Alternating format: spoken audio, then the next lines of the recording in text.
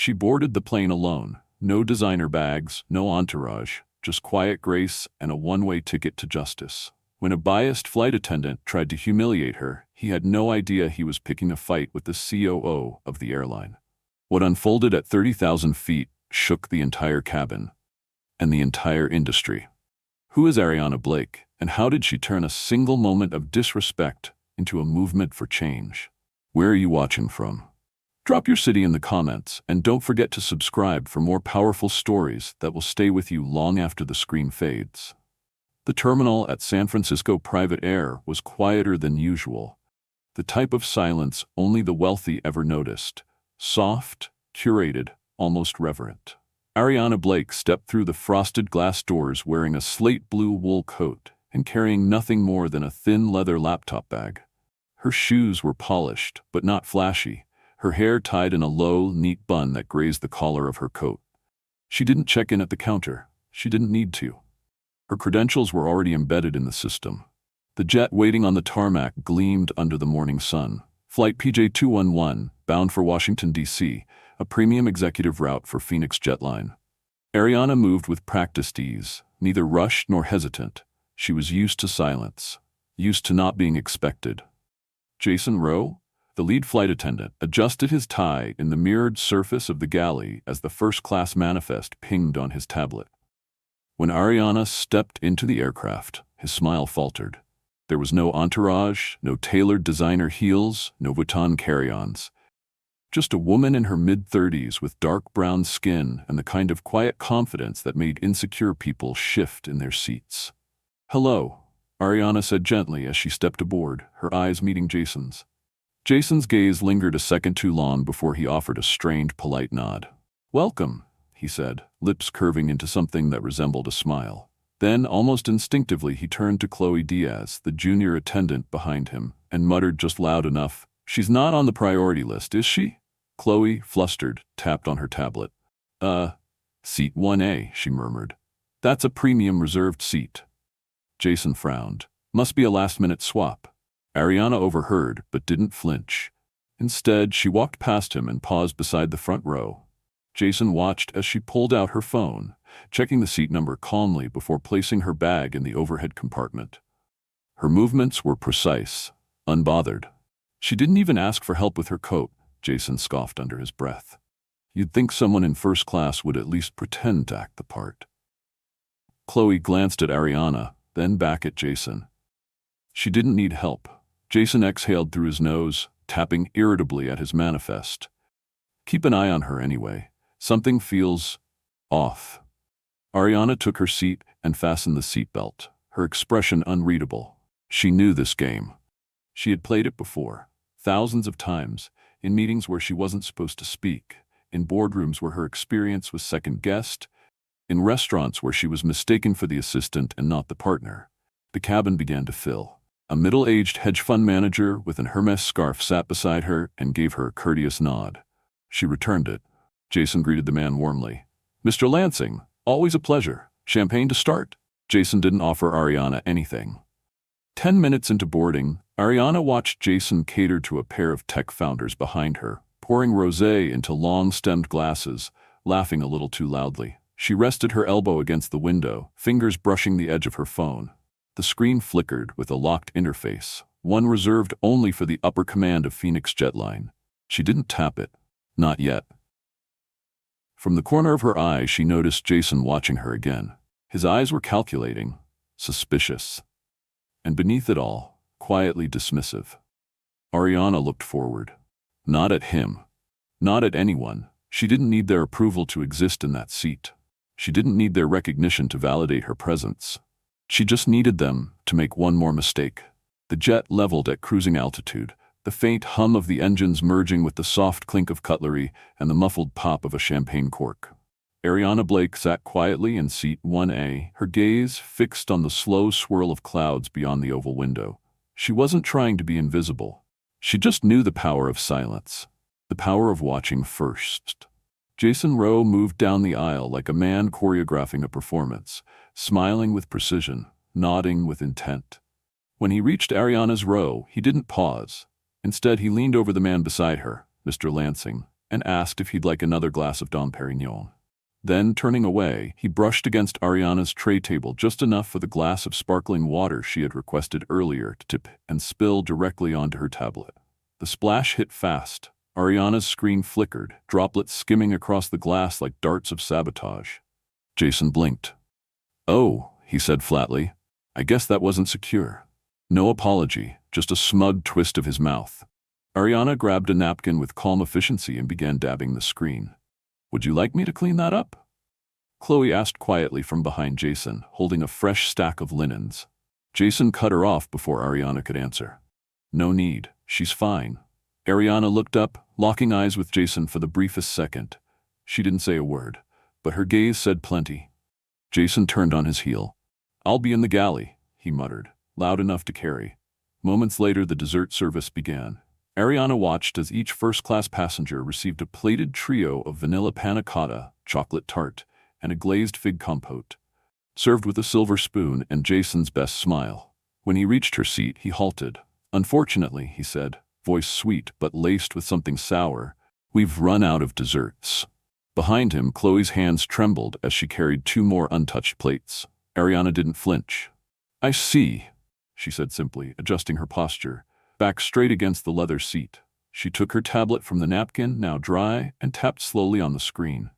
The secure interface unlocked, displaying a minimal black background and one option: internal reporting system, executive-level access. She didn't send anything. Not yet. She simply left the app open and rested the device on her lap. "Everything okay?" The voice came from across the aisle. Richard Coleman, his white hair meticulously parted, a gold watch gleaming under his tailored cuff. His voice was low but carried weight. Ariana met his gaze. "Everything is just as expected," she replied. Richard raised an eyebrow. "He doesn't know who you are." Ariana offered a faint smile. "Not yet." Jason returned a moment later with a tray of espressos, carefully placing one in front of Mr. Lansing and none in front of Ariana. "Coffee, ma'am?" he asked abruptly. "No, thank you." "Suit yourself," he muttered and turned to Chloe. "Seat 4C asked for a decaf earlier. Go." Chloe hesitated, then leaned closer to Ariana. "If you need anything, really, just press the call button. I'll come." Ariana looked at her gently. "Thank you." Jason's voice sliced in. "Chloe, now." She scurried off, cheeks flushed. Ariana exhaled quietly and turned her attention to the flight manifest on her tablet. Her name sat at the top: Blake, Ariana J. Clearance code E17, co-founder, Phoenix Jetline. She let the screen dim and folded her hands. No need to reveal anything yet. Not until it mattered. Jason, from the galley, chuckled to himself and whispered to another crew member, "These charity upgrades are getting out of control." Ariana didn't need to hear it, but she did. She reached down and took a sip of her water, which now tasted slightly metallic. The kind of taste that came not from the glass, but from restraint, from holding in too much for too long. She glanced down the aisle. All she needed was one more crack, one more push, and then she'd let the storm begin. Turbulence began to ripple through the cabin, soft at first, like a warning whisper threading through the air. Seatbelt signs blinked overhead, and Jason Rowe, with a practiced tone, reminded passengers to remain seated. But the vibration wasn't what made Ariana shift in her seat. It was the sudden, deliberate sound of footsteps approaching. Jason reappeared at her row, his brow furrowed with a manufactured sense of urgency. "Miss," he said, too loudly for the quiet around them, "I'll need you to move to another seat. For balance, cabin protocol during turbulence." Ariana blinked once, unbothered. "I'm fine right here." "It's not a suggestion," Jason snapped, glancing around as if waiting for witnesses to support him.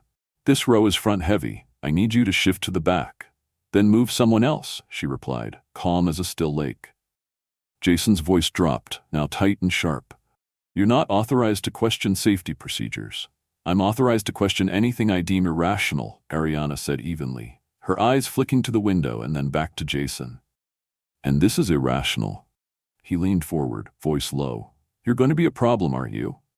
"Only for people who make problems out of people like me," she replied, her tone never rising. A sudden silence spread through the rows. Passengers began to glance over their magazines and screens, sensing the shift in air. The tension was no longer hidden. Ariana remained seated, poised, but the tight grip of her fingers against the armrest showed she was calculating every step ahead. Jason's jaw ticked. "I'm the authority in this cabin. And yet you seem to misunderstand your role," Ariana said quietly, finally turning to face him fully. "Service, Mr. Rowe, is not control." Jason's eyes darkened. "If you don't get up now, I'll escort you myself." Across the aisle, Richard Coleman slowly closed his book. "Sir," he said, his voice gravely but resolute, "I think you're crossing a line." Jason ignored him. Then he did the unthinkable. He reached forward and grabbed Ariana's upper arm. Not forcefully, not enough to bruise, but enough to break the line between discomfort and violation. And in that single instant, everything froze. The cabin air turned glacial. Ariana didn't flinch. She didn't pull back. She looked at his hand, then up into his face with eyes that sliced straight through his borrowed authority. Behind them, Chloe dropped the tray of coffee she was carrying. The cups clattered, liquid pooling on the aisle floor. Jason let go, stepping back. "She's being combative," he muttered, almost to himself. "Uncooperative." Ariana stood slowly, not rushed, not theatrical. She adjusted her blazer, smoothed the sleeve that had been crumpled by his grip, and then reached into her coat pocket. She pulled out a slim, matte black device and pressed a single button. Her voice, though soft, carried with chilling clarity. "This is Ariana Blake, co-founder and COO of Phoenix Jetline. I'm invoking Code 13B for in-flight personnel misconduct. Immediate protocol execution requested." Jason stared at her like she'd spoken another language. What code?" Captain Neil Saunders stepped out from the cockpit moments later, his face unreadable. "What's going on here?" Before Jason could answer, Richard stood. "She was physically grabbed," he said firmly. "I witnessed it. So did half the cabin." Ariana didn't move. She looked at Jason as if he were already disappearing behind the consequences of his own actions. "I asked you to stop, and you didn't." The engines hummed beneath their feet, but they weren't the source of power anymore. Ariana was. Captain Saunders stood frozen for a breath, eyes darting between Ariana and Jason. The stillness in the cabin wasn't just shock anymore, it was scrutiny. Every passenger had turned to witness what would come next. Even the soft jazz filtering through the intercom seemed to pause mid-note. Jason's face paled, his tongue fumbling for words. "This is a misunderstanding," he stammered, hands lifting as though surrendering to something he couldn't see. "She's just trying to... Look, I didn't know." "You didn't need to know," Ariana interrupted, her voice as crisp as a winter wind. "You just had to do your job with integrity. You failed." She turned, but not away from the confrontation, toward the rest of the cabin. "Everyone here witnessed the escalation," she said, her voice steady but edged with steel. "The denial of service, the profiling, the physical contact. But let's be clear, this isn't about me being a COO. This is about being a passenger, a human being." Jason took a step back, bumping into the beverage cart behind him. Chloe, trembling, slowly stepped forward, clutching the manifest tablet in her hands. Her voice cracked, but didn't falter. "Her name is right here, top of the list. Ariana Blake, executive access, priority status." Jason snatched the tablet from her hand, his eyes scanning it too late. Captain Saunders exhaled, heavy with realization. "Miss Blake," he said, voice formal now. "I've just received confirmation from operations. Emergency code 13B has been activated. We're rerouting for immediate intervention. Expect touchdown in 35 minutes. Jason's knees buckled slightly. "Wait, we can't land early. This is a full manifest, VIPs. "You're done talking," Captain Saunders said, sharp as a blade. The words hit like a courtroom gavel. From seat 4C, a woman in a sleek red pantsuit stood up slowly. "She warned you," she said to Jason. "And you kept going." Behind her, a quiet chorus of murmurs began to rise. Not outrage, conviction. Megan Sinclair, a socialite who had silently watched from row 2, removed her sunglasses and shook her head. "First class doesn't mean anything if it excuses behavior like that." Jason opened his mouth again, but no one was listening. Not anymore.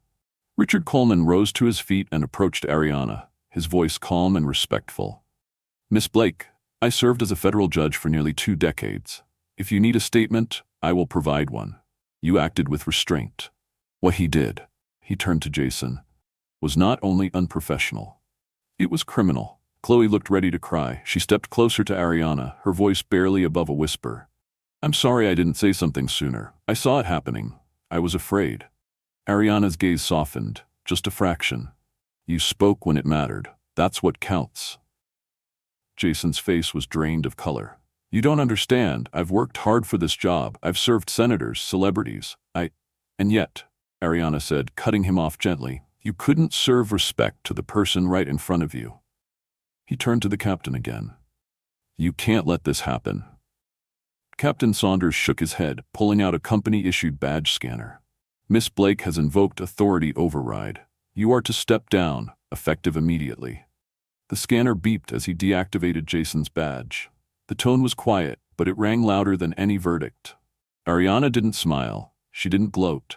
She simply returned to her seat, crossed one leg over the other, and opened her tablet again. Calm as ever, no need to raise her voice. The world was already listening.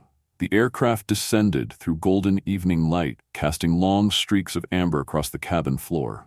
A hush blanketed the space, not the awkward silence from earlier, but something thicker, heavier. The weight of realization, of change already in motion. Ariana sat quietly in her seat, gaze steady, shoulders relaxed, as if she'd carried the turbulence of the day not on her back, but through her spine, letting it root her even deeper into place. The wheels touched down on the private runway of Hollow Creek Airfield with a soft thud.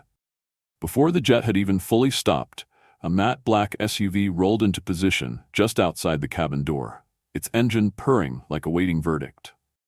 From inside, two professional-looking assistants stepped out, their earpieces glinting beneath the setting sun.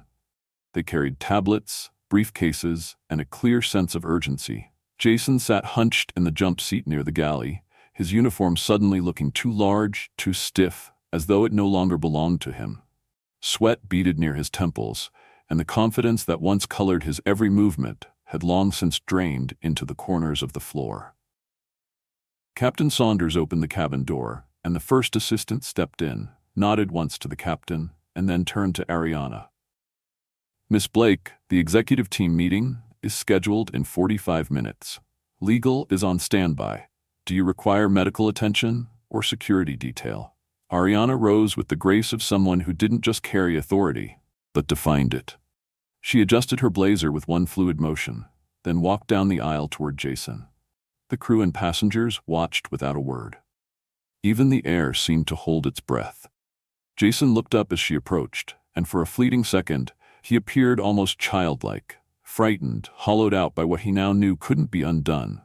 Ariana stopped just in front of him. Her voice was low, composed, and unwavering. Jason Rowe, she said, not with venom, but with finality. As co-founder and COO of Phoenix Jetline, I hereby terminate your employment, effective immediately. Jason's lips parted, a silent gasp more than a response. I didn't know who you were, he whispered. That's the problem, Ariana replied, voice now edged with something deeper, sorrow, perhaps. You only offer decency when you believe someone can ruin you. That's not service, that's performance. She turned to Captain Saunders. Please ensure his credentials are revoked and security is informed. He is not permitted on any Phoenix-operated flight again. Understood, the captain said, already unclipping Jason's lanyard and ID. The click of plastic echoed like a gavel strike, the sound of a door slamming shut. Jason dropped his head into his hands. Then Ariana turned to Chloe. The young woman stood near the beverage cart, her hands fidgeting with the hem of her sleeve. When their eyes met, Chloe froze. Chloe Diaz, Ariana said, her tone shifting like warm sunlight after rain. You demonstrated courage when it counted. I've made a note for immediate promotion review. You'll be contacted by HR this evening. Chloe blinked. Thank you, Miss Blake. I didn't want to stay silent anymore. Ariana nodded. That's how change begins. A slow wave of clapping broke out, not from the crew, but from the passengers. It wasn't loud, it wasn't performative. It was real, respectful, deserved. Ariana turned toward the door, her assistants already waiting with a tablet open. Headlines were already forming. Executive stands up mid-flight against discrimination. But Ariana wasn't thinking of headlines. She was thinking of her daughter. Of the silent battles fought in everyday places by people who didn't have the privilege to speak up. She paused just before stepping out and looked over her shoulder at the cabin. Her voice, still quiet, carried through the silence. Let this not be remembered as the flight where someone was fired. Let it be remembered as the flight where someone finally said, enough. And then she stepped into the evening air, the door closing softly behind her. Not with finality, but with a promise that the skies from now on would be watched more closely. That dignity would no longer have to wear a name tag to be honored. Life lesson from Ariana Blake's story. What happened aboard Flight PJ211 wasn't just a confrontation, it was a mirror. A mirror held up to the quiet assumptions we carry, the invisible rules we follow, and the people we choose to respect based on surface-level appearances. Ariana Blake didn't raise her voice. She didn't demand recognition through titles or force. Instead, she held her ground with dignity, proving that true power often speaks the softest, because it doesn't need to shout. The most valuable lesson here is this: respect should never be conditional. It should not be offered based on status, race, clothing, or who we think someone is. The moment we only extend basic decency to those we perceive as powerful, we expose our own weakness, our own bias. Ariana's courage to remain calm in the face of humiliation, to act not in anger but in principle, reminds us that the fight for equity doesn't always happen on grand stages. Sometimes it begins in an airplane aisle, in silence, in restraint, and in the choice to finally say enough. Her story is a reminder to all of us. It's not about being seen. It's about seeing clearly, especially the humanity in others. Where are you watching this story from? Drop your city or country in the comments. We'd love to know how far Ariana's message has traveled. And if this story moved you even just a little, don't forget to subscribe to our channel for more powerful, real-life narratives that remind us what truly matters: dignity, courage, and the quiet strength to do what's right.